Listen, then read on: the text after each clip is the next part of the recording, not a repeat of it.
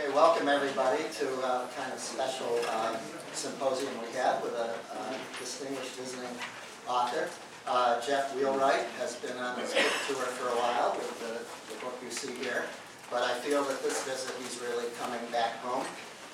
He's really a close personal friend for many years, as well as a friend to our center, now Institute for Society and Genetics. He's been to several of our annual symposiums and knows a lot of the faculty here.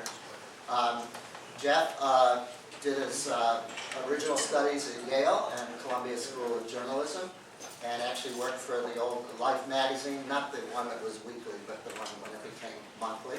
And then went freelance and has published widely on really science journalism, with a special focus in genetics, but also marine biology and other things.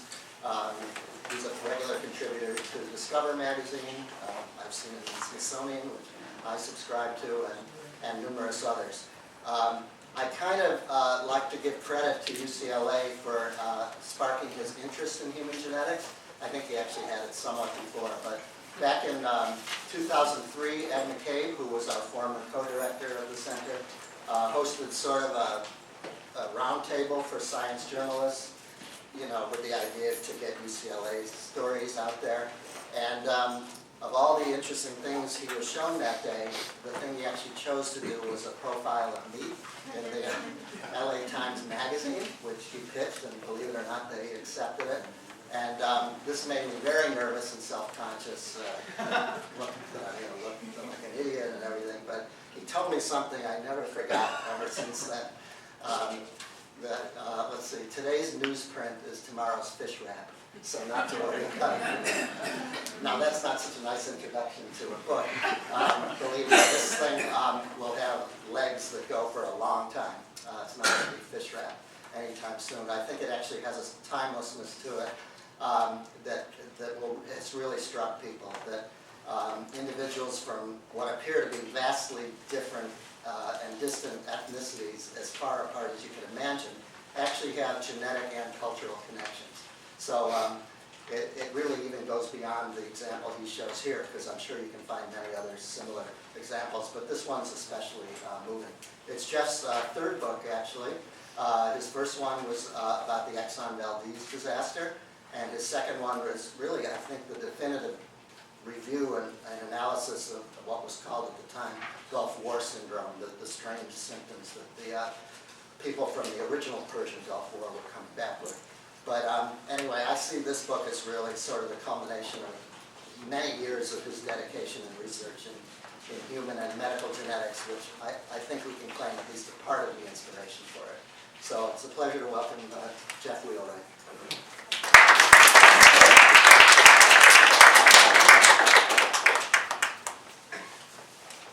Thank you, Wayne. It's all true. Wayne and his colleagues, Ed McCabe and Steve Cederbaum, who's here, were instrumental in pointing me in the right direction when I started as a science journalist, looking for a new topic and wanting to explain human genetics to readers and members of the public who were turned on by the Human Genome Project. And that's a very kind introduction. I'm just back from my book tour when I was on a TV show, morning drive show in Phoenix called The Morning Scramble. My introduction was much briefer and perhaps much tougher. Before they went to the commercial, the host of the talk show said, Judaism, Spanish Catholicism, Jehovah's Witnesses, all together, coming up after the break. So that was a hard act to follow to explain really what I was about there. But when I am asked about what the book is about, if I have to do a soundbite, I talk about identity, I talk about how you can change your identity if you don't want your identity anymore. And then, of course, what happens to your identity when you put biology into the mix. The woman I'm going to, whom I call the Indian princess, who inherited what I call the wandering gene, was a very confident young lady she had no qualms. She had no trouble with her identity. I mean, it was a pretty strange identity, but she was totally solid with her identity. And I thought I'd just jump right in and read you from the very first lines of the book, of the prologue, about her. And I'm not going to spend a lot of time talking about her, because I think with this audience, you're all pretty knowledgeable, more sophisticated than most of the audiences I've had about genetics. So there'll be plenty of reading about genetics as we go forward in the next half hour. But I thought that I would start with her because she really is the reason that I did the book. I'm going to actually a little bit of an anticlimax here to get you ready, but since we did put up, Taka did put up, I'll show you. Shonnie Medina was a happy girl. She was a happy girl who felt she would die young, but all that was under the surface. On the surface, she was beautiful. Her physical beauty when she was a young woman in Culebra and a young wife in Alamosa was the primary thing that people mentioned about her. Photographs and snatches of videotape don't quite capture it, because fundamentally what people were talking about was charisma. It came through her looks when she was in front of you, tossing her full head of dark hair and giving you her full attention. Then her beauty acted like a mooring for her other outward qualities, undulating from that holdfast like fronds of kelp on the sea. Then Shonnie was magnetic, vain, kind to others, religious without reservation, funny, a little goofy, and headstrong. Being headstrong or unreasonable was the quality that the doctors in Alamosa and Denver blamed for her death, for Shonnie was right about dying young. She carried in her cells a dangerous genetic mutation and died when she was just 28, having refused surgery for her aggressive inherited breast cancer. The gene she carried is known as BRCA1 185-DEL-AG, a famous gene with a long pedigree. This book will tell the story of the gene with background about the scientists and other professionals who have grappled with that crucial stretch of DNA.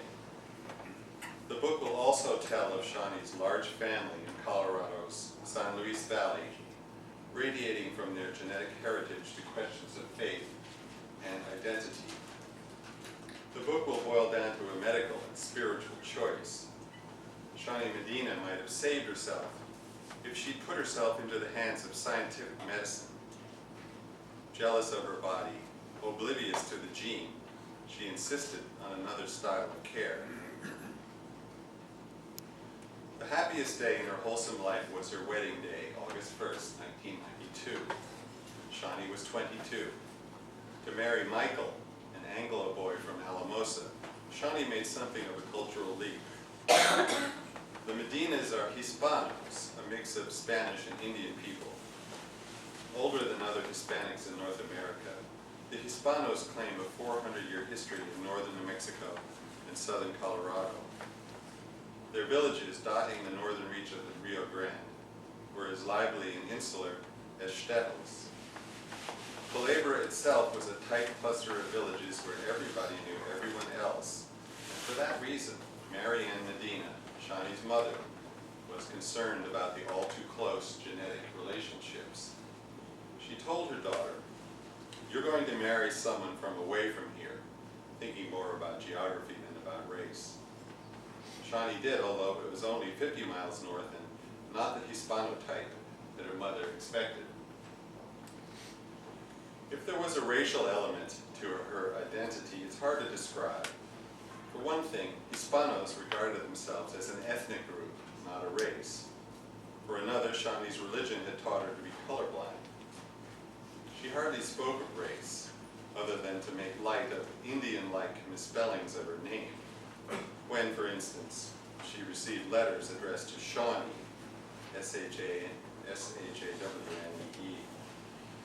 Her complexion was very fair. For centuries, the Hispanos of New Mexico had prized the pure pale skin of the Españole and had strived to upgrade their racial status and skin tone through marriage. Yet Shonnie Medina tanned deeply and was notorious for showing off her tan, spurning the weak winter light of Culebra. She dared to look dark, Native American dark, because of her confidence in her whiteness. Indeed, a few days before the wedding, she decided that Michael looked too pale next to her. She had him undergo a stiff treatment with tanning lotion, which turned his face orange and prompted a frantic scrubbing. Whatever Shonnie thought about her racial or ethnic heritage in America, her wedding would make her assimilation complete. For all that, a geneticist would be able to look below her skin and easily distinguish the Hispano from the Anglo she was marrying. The rest of the prologue goes on to talk about their wedding ceremony. And here's the end. At 7 p.m. it was time for the newlyweds to leave. On the videotape, dusk transfigures the summer sky. The orange fingers of the departed sun still harrying the diaspora of cloud. Michael carries his wife, her head averted, to the front of the high school. He tells Shonnie to keep her eyes closed until he stops. The surprise is a waiting white limousine. All the Culebrans are astonished because no one has ever furnished a limo at a Spanish wedding before. Now they pose for one more picture. Now they raise their champagne glasses to their lips with arms interlocked. At the send-off, Shonnie doesn't toss her garter to her bridesmaids. That would be too racy a gesture for a woman like her. Fishing her car keys from a compartment of her dress, she flips them. How many times has Shonnie forgotten or lost her keys? To her sister. The dashing couple turns, waves, and disappears into the limo with the quick, agile grace of their youth. The gene gets in with her, the gene that has followed her from Judea to Sepharad to Mexico and up the winding aisle of the Rio Grande. So that is my protagonist, my heroine, and this chapter, this by the way, what you're looking at is a page from the book's website, and each chapter, and happy that the publisher did agree to use my own photographs for this. But that actually was the one picture in the book that I didn't take, taken of her when she was dressing up as an Indian, about a year and a half before she died, about a year before she died.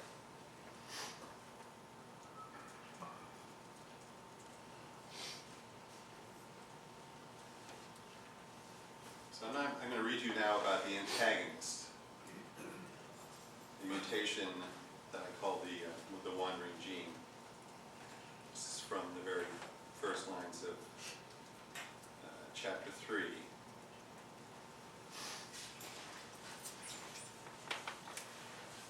So God instructed Abraham to go and found a great nation in the land of Canaan. Abraham did as he was told. Abraham was a Jewish knight-errant. After sallying back and forth, he fathered a family and settled in Palestine. This happened, if it happened that way, 3,000 or 4,000 years ago. Armed by an agreement with their God, the Jewish people came into being. First a family, then a clan, then a tribe. Finally, they became a family of tribes, wresting territory from other tribes. Politically, they were called Hebrews, or Israelites, or Judeans. Genetically, they were blends of the peoples of the region, combining DNA from the original Canaanites, Amorites, Hittites, and others. None of the other Semitic groups lasted. And why didn't they?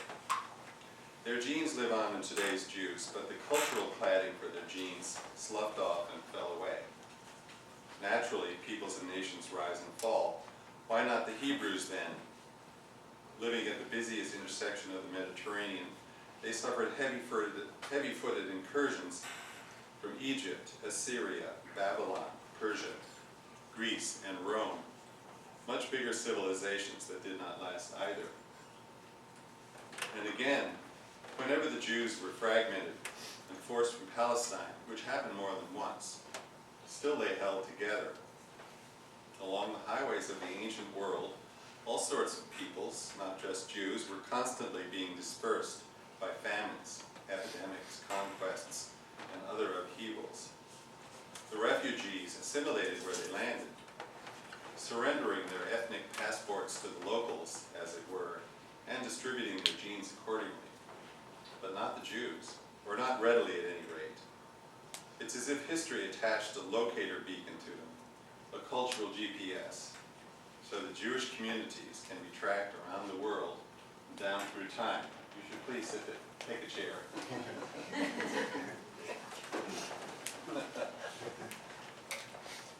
But now you have to buy a book. As told in the Hebrew Bible, is that fair? As told in the Hebrew Bible, the Israelites' fierce prophets kept them united during their displacement by reminding them of their obligations to God. After Jerusalem was destroyed in the 6th century BCE, and the heart of Jewry was deported weeping to Babylon, a hot-eyed patriot named Ezekiel came forward. Ezekiel had visions of bones in the desert coming to life, of Jerusalem restored. The prophet lectured the Babylonian exiles on maintaining their blood purity. He urged them to guard their sacred separateness, lest the pagans around them swallow them up. Reiterating God's covenant, Ezekiel said that God would bless the Jewish people and multiply them, and that God would set his sanctuary in the midst of them forever. Consider the image of the sanctuary, physically set in the middle of them. The sanctuary was like the nucleus of their cell. Their backs turned to outsiders, their eyes locked upon the sanctuary. The Jews seemed to some a stiff-necked people. Ezekiel's successors, Ezra and Nehemiah, hammered upon the hatefulness of intermarriage. The holy seed have mingled themselves with the people of those lands, Ezra had bade. He demanded that men get rid of their foreign wives. Indeed, the Hebrew Bible's repeated admonitions against taking up with foreign women suggest that the practice was fairly common. Hence also the emphasis in the scriptures on genealogy, on continuity of lineage, on all those tongue-twisting names connected by begat. Judaism's bond was like an epoxy, the resin of religion mixed with the hardener of blood, nature interlocking with nurture. But of the two agents, blood was the more telling. Any person with Jewish forebears, traditionally through the mother's line, was deemed to be a Jew. That was his or her default identity. But the person actually attested to was secondary, even irrelevant. So Jewishness had an ingoing biological dimension, and genealogy was the means of affirming it. It is in this period that the idea of a Jewish race starts to take shape. Race representing a seamless new construct of blood and culture, more potent than either blood or culture separately. Formerly, the units of encounter between populations were tribal rather than racial, and the typical Middle Eastern immigrant would have found his genes advancing ahead of him, so to speak. The individuals he or she met would be distantly familiar, striking a chord from earlier, unremembered exchanges of DNA. Racial awareness changed the perspectives of both parties. When a proud and self-contained people such as the Jews, riding the high trajectory of their faith, splashed down in a foreign territory, they probably stirred up more than a garden variety fear of strangers. But Jerusalem was their home. When a portion of the Judeans returned to Jerusalem from exile in Babylon, foreigners abounded in their citadel. The high priests felt the national identity needed to be tightened. If DNA analysis had been available, the Hebrew prophets might have become even tougher guardians of the racial purity of Jews. A panel of Jewish genetic markers might have been created. Lining up at the rebuilt temple, the people would have provided DNA swab from their cheeks. The racial test analyzing the entire genome or inventory of the genetic material would have allowed for earlier borrowings from the Semitic groups, That is, a certain percentage of Canaanite heritage would be expected, and within ranges, other foreign genes would be grandfathered into the criteria as well. Conversely, among the diagnostic markers of Jewishness, the new breast cancer mutation, 185-del-AG, might have been flagged because it's nearly surefire proof of Jewish ancestry. In any event, by looking at a sufficient number of locations in people's genomes, science would be able to tell the religious authorities who is a Jew and who is not. And men would be advised whom they could marry and not. Tests like this exist today and are starting to be used. And I want to mention, since I've got the website here, I was in Israel this summer. My wife and I were in Israel and Jerusalem, and I went to a genetics conference at which Israeli geneticists and American geneticists met in order to see how they might advise or think about starting to advise the religious authorities of Israel on this question of how you determine who might be a Jew. And as you probably know, I'm sure you know, the ultra-Orthodox and generally the right-wing component of Israel is very strong right now in Israel. And they're cracking down and going over the borders, if you will, into the secular aspects of society. If somebody comes from Russia, an immigrant, and says they are Jewish, and they really don't have their genealogies in order, people have been refused the right to marry someone because marriage is a religious office in Israel. So the geneticists that I was writing about or covering were seeing how they might say, well, do you want to consider DNA analysis in the rabbinic courts? And they had invited to this conference several rabbis, and there was a lot of high volume Hebrew being shouted back and forth, but it was translated for those who didn't understand it. The gist of I'm going to get you this link just so that you see. The gist of what the rabbis were saying was, and I have a quote. Genetics.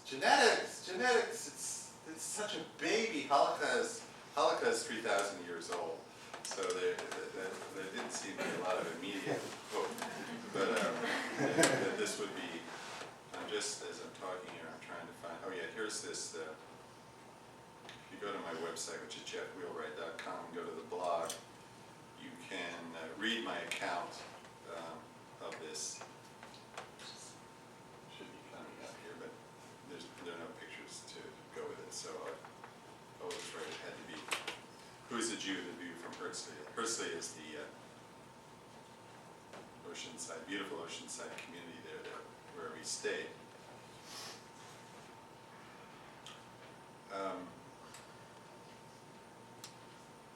So my antagonist is the mutation, 185-del-AG, and there are, as you probably know, three so-called Jewish founder mutations that underlie a condition called heritable breast and ovarian cancer. And Shonnie inherited, just to make a long story short, inherited this mutation, and it was probably passed into her family, as I indicated with my terms from antiquity, when Jews migrated around the Mediterranean. Some did go, Sephardic Jews established communities in what they call Sepharad in Spain, and then during the times of the crackdown by the Catholic authorities, culminating in the expulsion of Jews in 1492, some went to Mexico, and from there you get the migration up the Rio Grande. But to go back to the very beginning, and the passage I just read you was really laying the groundwork for talking about endogamy among Jews, and this can lead to genetic drift. These are terms I'm sure you know, and wacky frequencies coming out of bottlenecks, which are sharp contractions of the population, certainly the Jews, because of persecution, and the Ashkenazi Jews are the prime example, the best studied tribe of Jews. The Sephardim are much less studied. But all of that is discussed in this third chapter. But I wanted to go back to the beginning so that we can establish where this thing, how do we know how old this thing is? The breast cancer mutation 185 del AG entered the gene pool of Judeans around the time of the Babylonian captivity, some 2,500 years ago. Random and unbidden, it appeared on the chromosome of a single person who is known as the founder, in the same sense that Abraham is said to have founded the Jewish people. Scientists call the person at the top of a genetic pyramid a founder. Whether a man or a woman, this particular founder was born missing the letters A and G at the 185 site on one copy of his or her BRCA1 gene. And I'm not even going to, because you're our sophisticated audience, I'm not even going to talk about letters and sites and deletions and AGs. You all know this. You should know this. The deletion of the two letters interrupted the genetic code and disabled the gene's protective function. The mutation wasn't immediately harmful to the founder because he or she had another copy of the gene that worked. The 185 del AG mutation is very old. How do the researchers know when its founder lived? The date was deduced from historical evidence. When Jerusalem was restored to them, not all the Judean exiles returned from Babylon. The ones who stayed behind are the ancestors of Iraqi Jews, who are today much reduced in number, but for centuries they were a venerable center of the faith. In addition to the Jews living in Mesopotamia and Jerusalem, satellite communities had sprung up elsewhere in the Middle East.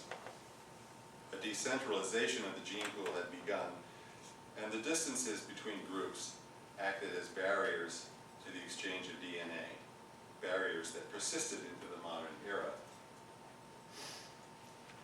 In the 1990s, when scientists in Israel tested BRCA1 carriers from the dispersed Jewish populations, they discovered that all had the same spelling in the genetic region of 185 del AG. Clearly, this was a universal Jewish mutation, but some of the matches between groups were off by a letter or two, which indicated minor changes since they had split apart. Rolling back the demographic clock, the scientists inferred that the mutation's founder must have lived before the groups divided, i.e., prior to the Babylonian watershed. Now, I'll add as a note, if you look at the notes and you're reading this passage and look at the notes, the lead researcher for this work is an oncologist in Israel named Eitan Friedman, whom I met at the conference in Herzliya in June. He has now refined, he thinks, he and his colleagues, the date of origin for this mutation to 2,200 years ago. And he'll be publishing, I think, within a year. The paper is just about into peer review. 2,200 years ago, 2,200 BC. 2,200 years ago, which puts it, 2,500 is, if the Babylonian captivity is 500, then, that's how we, it's still the same ballpark. I don't really think it's particularly newsworthy that it's 2,200 versus 2,500, but that's where he is, as you know. More precision is always wanted in science, and that's what he's been doing.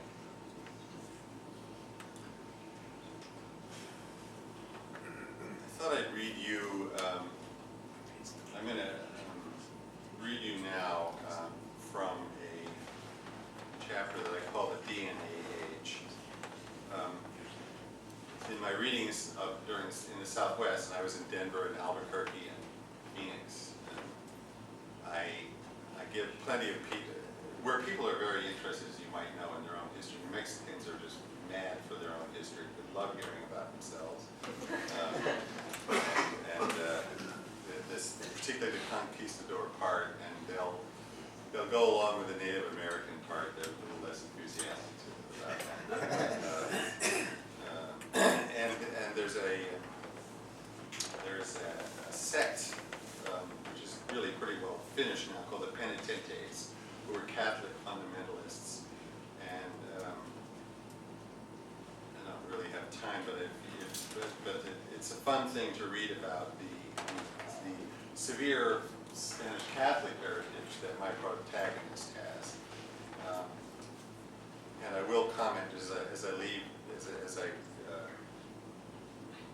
go to this new chapter, I just want to point out that Hispanos and Jews really have a lot in common in terms of their endogamous practices. And though we don't have good genetic epidemiology on the frequency of this mutation in New Mexico and southern Colorado, the amount of cancer in certain family lines is staggering. It might, if the frequency in Ashkenazi Jews is 1 in 100 for this one mutation, it really may be that high. And again, this is either men or women in the Hispano population. We just don't know. But I'm going to read you, because I get it.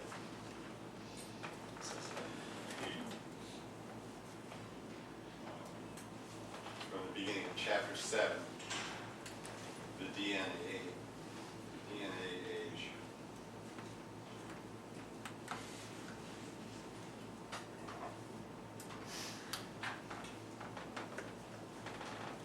After Watson and Crick discovered how the DNA molecule works in 1953, many questions about life could be answered, along with a big metaphysical question.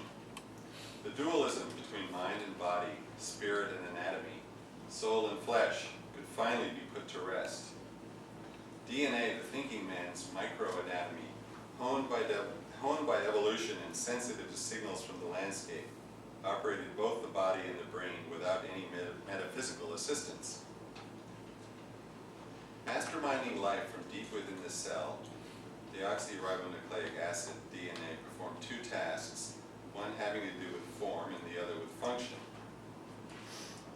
The first task of DNA was to replicate itself and control heredity, thereby preserving the form that enabled the genetic content. And the second task was to commission the manufacture of proteins by means of a genetic code. Proteins were the workhorses of the body and were engaged at every level of activity, both physical and mental. Genes and proteins could help explain the problem of the soul. In DNA's model of human nature, a restless soul was but an agitation of the neurotransmitters, which were a class of proteins ordered up by the genes in response to unsettling cues from the environment. Or maybe a restless soul did not operate just that way genetically. It might be a Mendelian trait instead. As Mendel sensed, traits like this are produced by powerful single genes. Tay-Sachs disease and heritable breast and ovarian cancer are familiar Mendelian traits, as are benign attributes such as cleft chins. Genes of this sort put their stamp on people at birth, with no prompting from the external environment. They pay no heed to the landscape. The original term in medical genetics for such traits was inborn errors of metabolism. Now, if a restless soul were a Mendelian trait, it would probably be a recessive one. The condition would be inherited from two ostensibly imperturbable parents, each of whom carried the tendency without knowing it. In the DNA age, you could imagine a genetic test for trouble of the soul, which might be offered to sufferers or potential carriers, or both. However, most people would probably not want such a test unless a treatment for the soul were available also.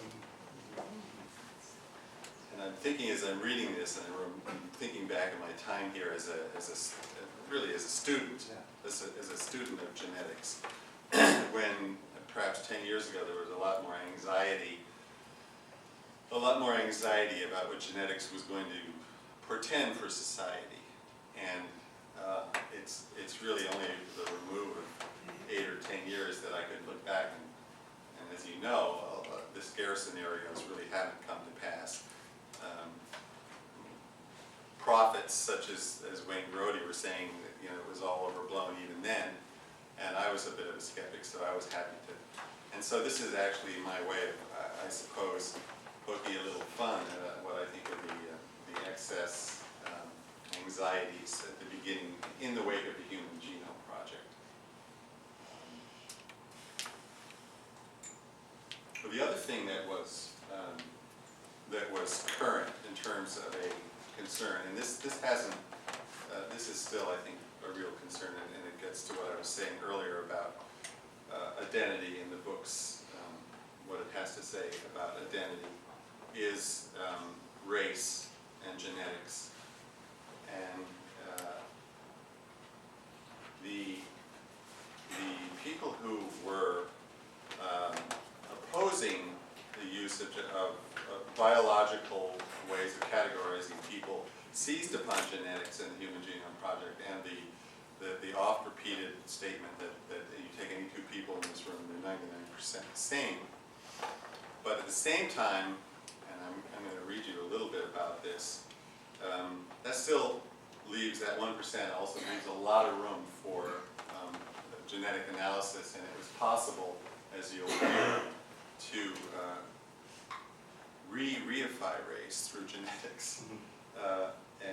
So if you, I'm going to skip ahead to chapter 9 and read you how a man named Harry Ostrer, medical geneticist and an expert on Jewish populations, who was perhaps the biggest advisor to my book, ended up working with me and doing genetic analysis of the Hispano community.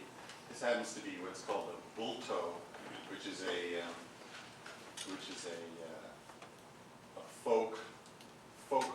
folk religious art. It's carved into it, set into a tree, in a cottonwood tree in the courtyard of the church in San Luis, Colorado. And Harry Ostrer came out and absorbed the full Spanish Catholic atmosphere of San Luis Valley. This is my querulous Ashkenazi interlocutor, and in order to advance a genetic project that I'll read you about now. This is from chapter 9. I'll show you a little picture of the area just for fun here.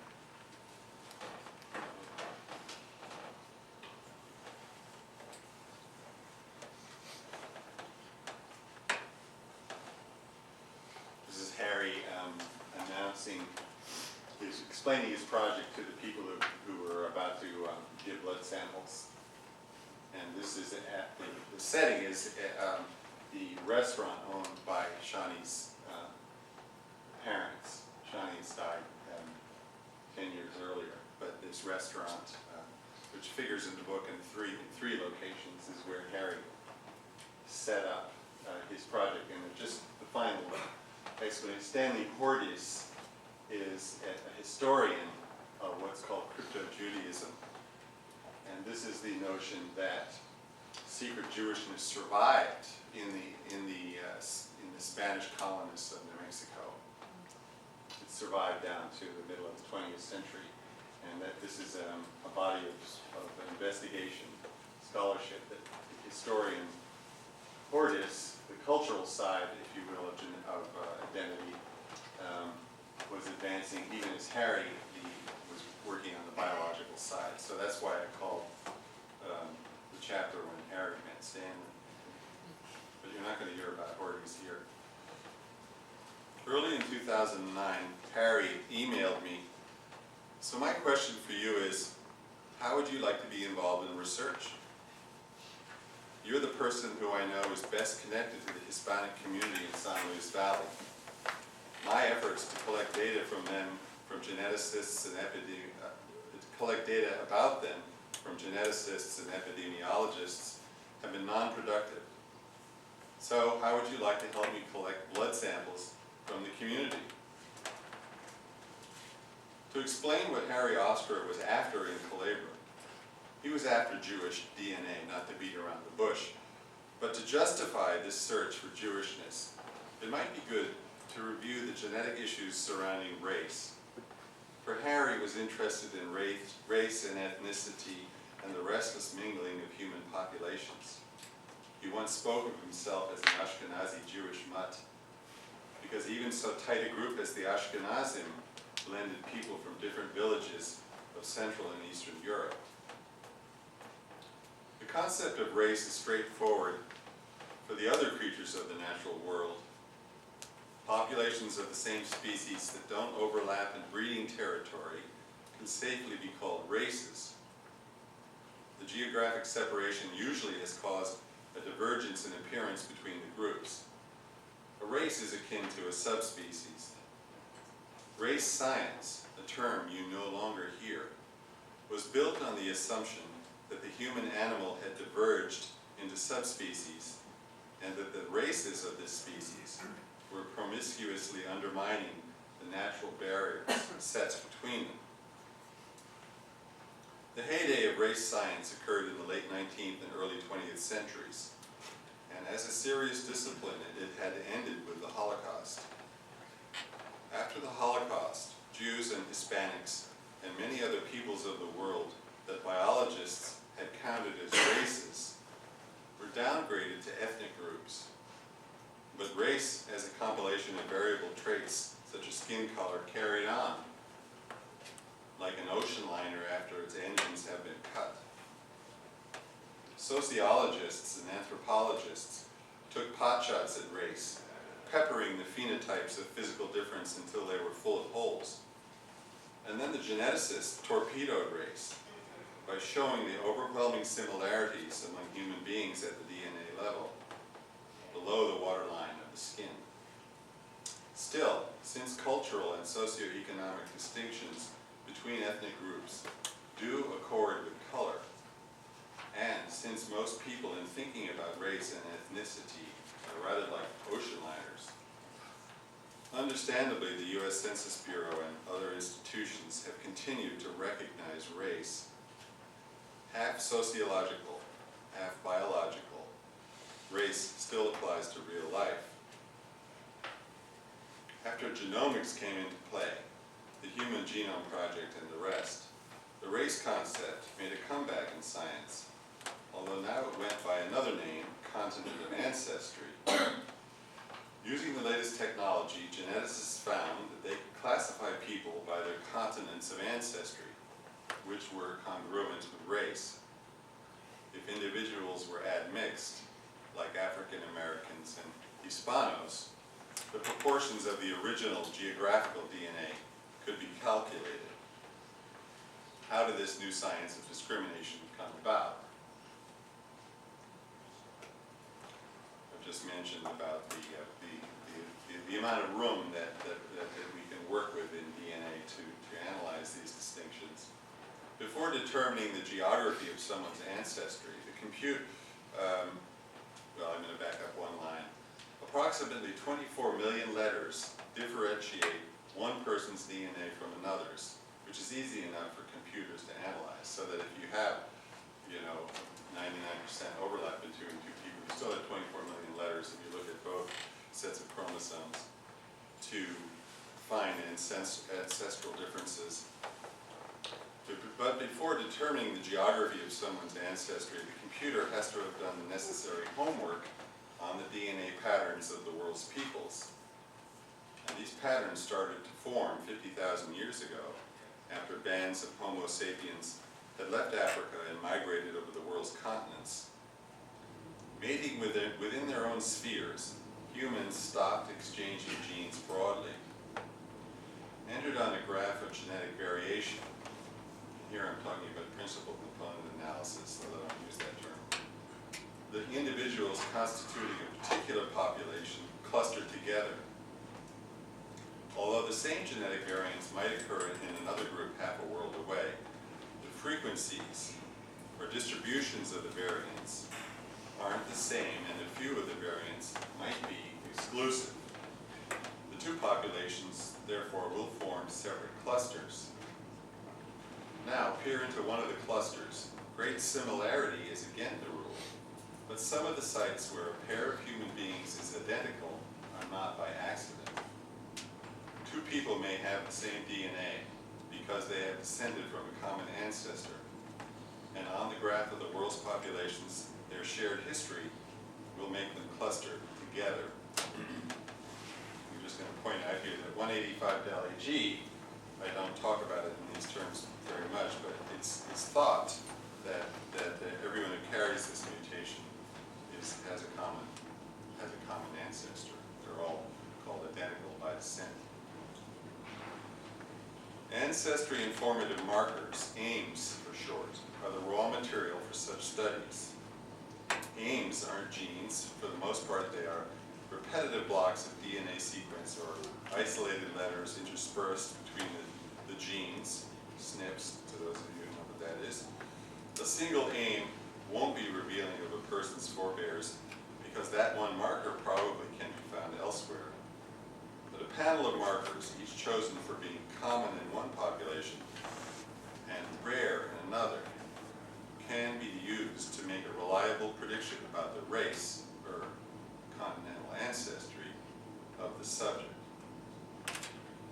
As genomics programs have become more powerful and the differential markers of human DNA have multiplied, computers do not need to refer to the geographical baselines stored in the databanks.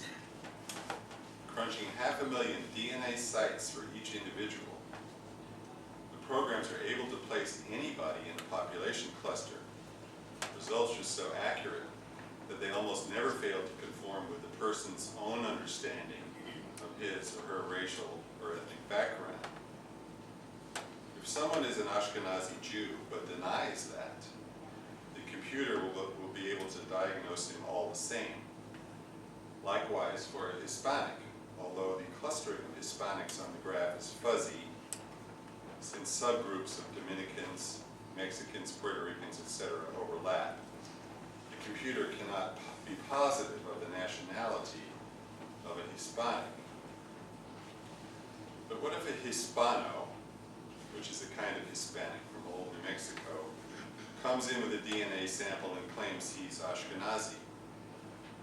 The computer will tell him he's mistaken. If the Hispano tells the computer, no, I meant to say I have Sephardic ancestry, making me a Jew, right? The computer is going to have to think about it. Maybe yes, maybe no. And that's why Harry Ostrer visited Culebra, to improve his possession's capacity to discriminate among racial and ethnic clusters, to bring a remote and blended population of Hispanos into higher resolution than before, and to identify Jewish markers in Hispanos if they were there. Jewish genes having flowed into the New World under cover of the Spanish conquest, Harry wanted to know the fractions of the admixture. The sampling session had been billed on posters and in the local paper as the Hispano DNA Project, a basic admixture study, and Harry sidestepped the role of the crypto-Jews. Yet Harry was confident that Jewish ancestry wouldn't faze the Calabrans. These people are already hybrids, he said. They're comfortable with being mongrels. He meant nothing pejorative by that, because Harry was trained to pass through the firewalls of race and ethnicity and access the DNA that each person had downloaded, so to speak, from scattered ancestral servers. As a medical geneticist, he was well aware that where your DNA comes from can have implications for your health, and that racial or ethnic labels can help guide physicians. But race was only a way station, just as Harry's admixture studies were only a means. Someday, fairly soon, when the technology and the cost allow it, and the hype of the DNA age has died down, the genomes of every individual will be known for their unique pluses and minuses, and then doctors won't need categories like race and ethnicity. So I think it's a good place to stop and ask if I can answer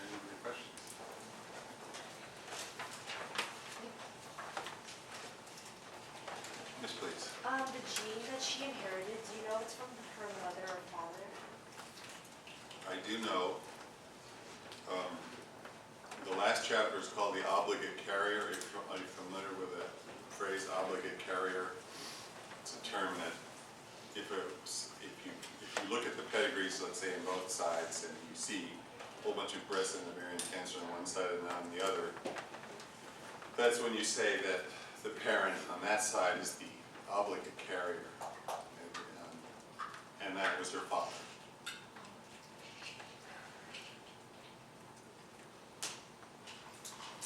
Yes, ma'am. I had breast cancer about 12 years ago. It's when I had a removal of the liver. But I wonder if this is due to my ancestry, because my ancestry are Jews from Spain who immigrated to North Africa in 1492.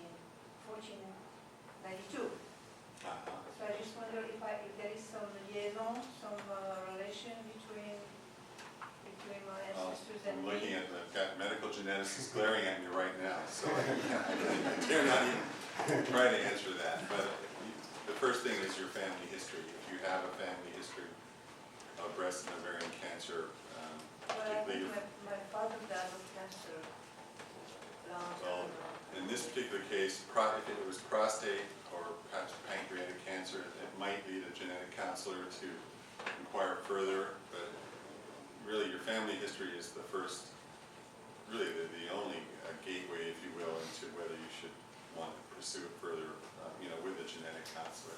That would be very hard. It's hard, and I do make the point that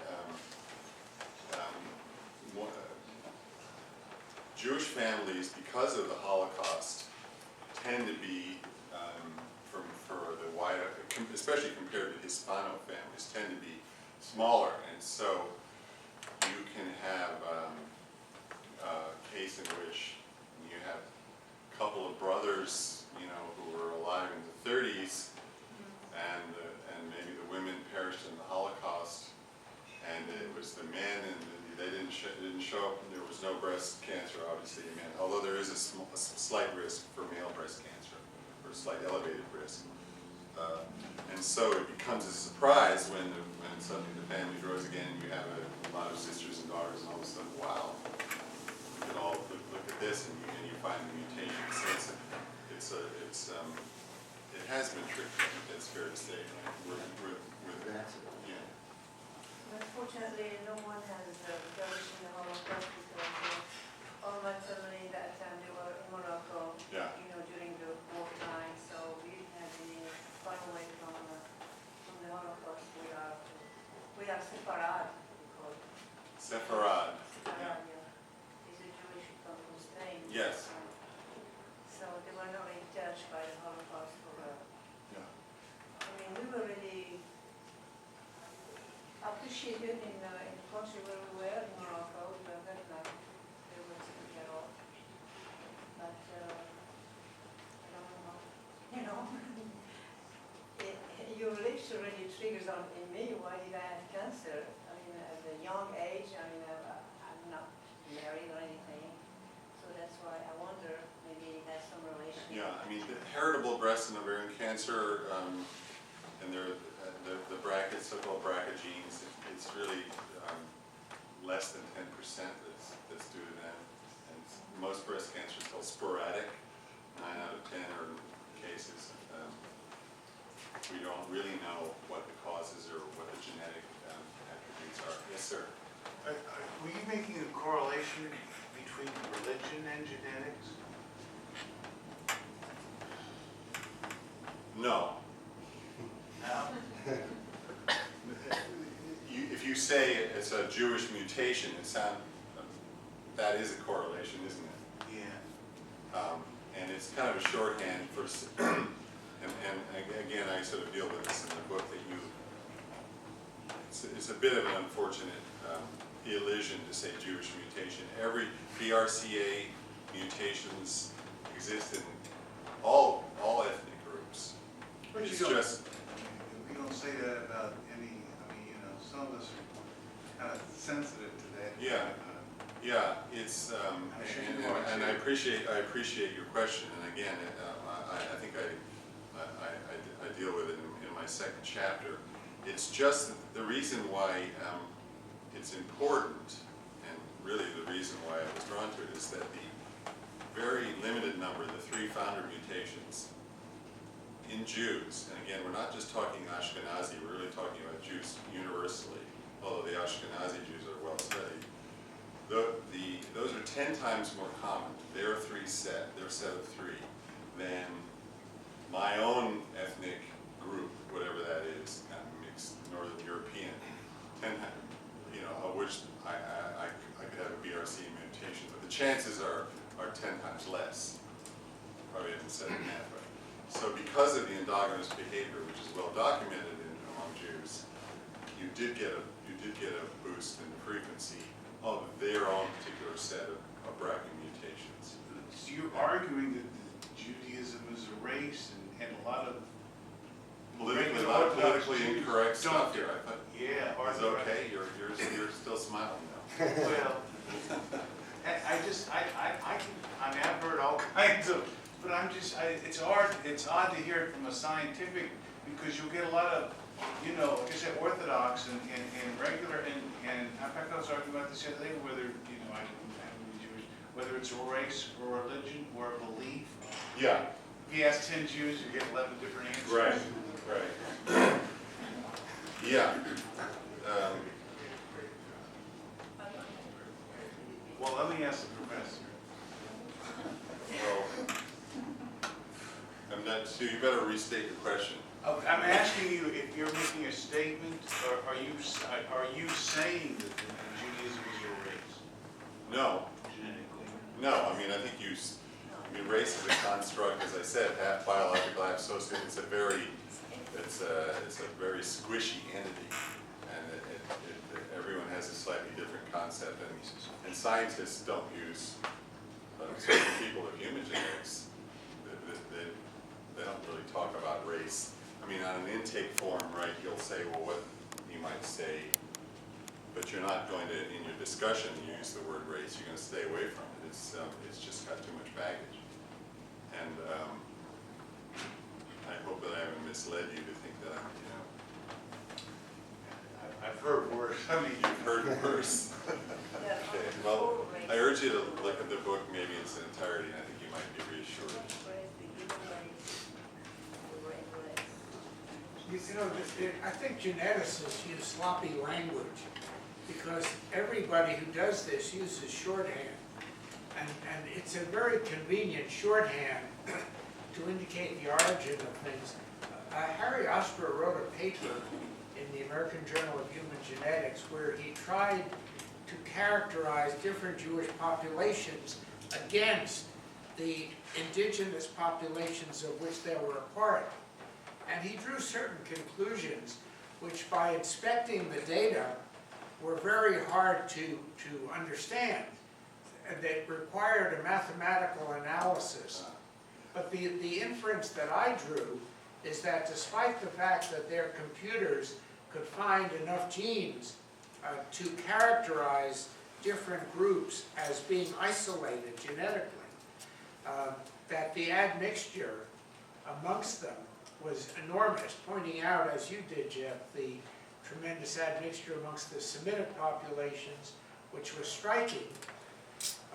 And then a similarity between the different Jewish groups, the Ashkenazi and the Sephardim, because they had a common origin, but there were plenty of Northern European genes amongst that, what was characterized as an Ashkenazi population, and there were plenty of indigenous Arabic genes, if you will, that was found amongst that population. And by inspecting the data, the conclusions were not obvious. And so I think using this, it's just like using DNA to characterize blacks as their site of origin in Africa. There are some of these markers that will tell you East Africa, West Africa, different tribes, but it's a very, very shaky science. Yeah, you can pull out of it what you want to pull out of it. I mean, in the case of Jews, you can say, oh, look, there are Middle Eastern people. Look, we show how they clustered next to the Druze and next to the Palestinians. But then you look to the left on your cluster and you see, well, they're right in there next to the French and Italians too. So it's what you want to emphasize is, and that speaks to the question of identity, of course, what you want to pull out of it, what you want to use to form your identity. Sir? Has anyone done a distribution, world distribution of the 185 delegation?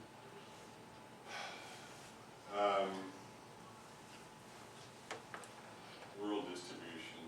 No, I don't know. No, I mean, I told you that, the prevalence data is very strong for Ashkenazi, the Ashkenazi group, the tribe, if you will.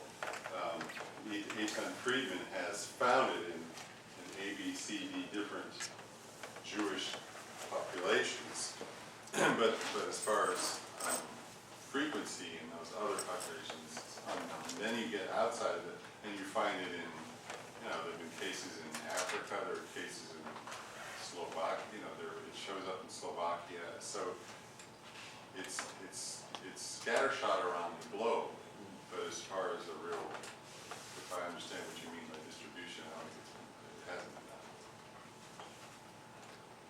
Yes, ma'am.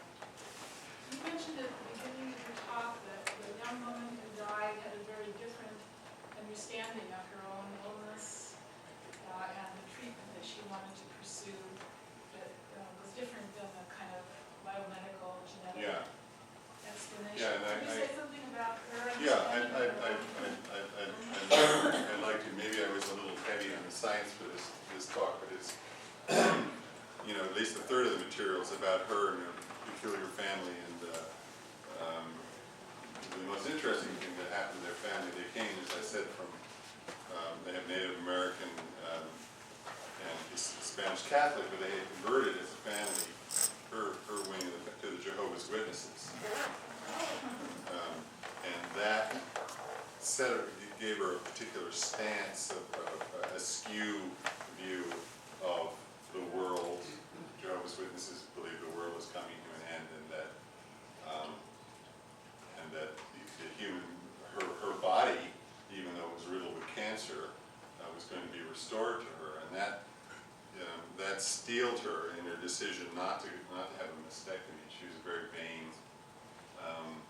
proud of her body, and she didn't want doctors to cut it, and so she did alternative medicine, which I detail, and it failed. But she didn't regret it, and even as she died, and even her family, half of her family members, some are bitter about it, but her mother, for example, and sister are still supportive of the decision she made. So I came in the end to, and the epigraph of the book is about the question of free will. She made what to us is a strange choice in our scientific, literate, Western way of looking at things, but she went a different path. What did her family think of the book? I was bracing that for their, because although I tried not to be judgmental, just by laying out the facts of her medical case, it kind of looks bad. She has one of her aunts then died, and who also pursued the same alternative medicine path. And I was afraid that they were going to, but people read selectively. I think they saw that I cared about them, and I cared about her, and they sort of pulled out the good parts. And those are the parts that they'll comment on, and by mutual agreement, we haven't discussed any of the parts that might lead to a negative interpretation. I assume these are the real names? All the names are real except for the name Michael, her husband. I never interviewed him, so I gave him the pseudonym. He would sort of remove himself from the family after she died, and remarried. He had remarried. He was a Jehovah's Witness, and he married another Hispano, actually, woman, but she was quite jealous of his first marriage, and it was communicated to me that he wouldn't be part of it, so I gave a pseudonym to him. So how do you deal with the confidentiality of permission to use the real names? Well, that was quite a trick for a finagling journalist to get the records, her medical records. Now, what do you do with them? What do you tell them? I guess you don't tell them, you ask them whether it's okay to use the name? Yeah. Well, she was dead. Her husband had withdrawn. The hospital agreed that her parents, as next of kin, could make a request for her copies of her medical records, and they did, at my urging, they did make that request, knowing that they were going to turn over the records to me. Well, I wasn't even thinking of medical records. My question is really, take for example, the Medina family.